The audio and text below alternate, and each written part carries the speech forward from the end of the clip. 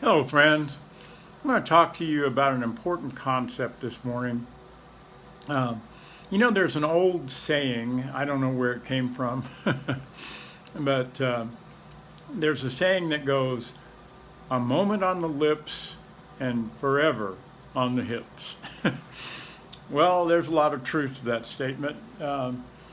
Actually, in Romans chapter 12, verses 1 and 2, it says, I beseech you, therefore, brethren, by the mercies of God, that ye present your bodies a living sacrifice, holy, acceptable unto God, which is your reasonable service.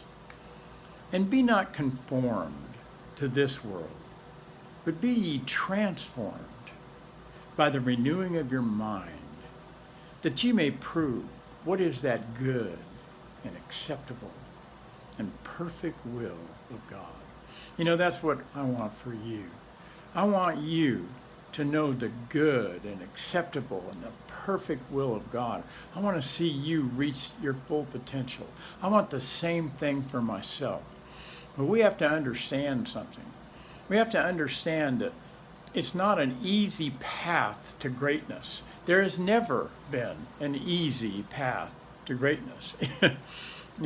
There are things that are very tempting to us to participate in that are not going to contribute to our overall health and well-being.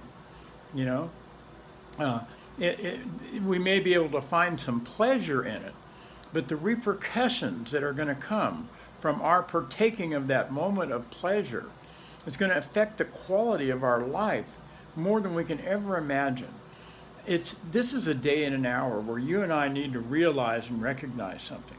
There is nothing that we can experience in the realm of a sensual pleasure that compares to the potential that we have in Christ Jesus to have the type of life that defies description.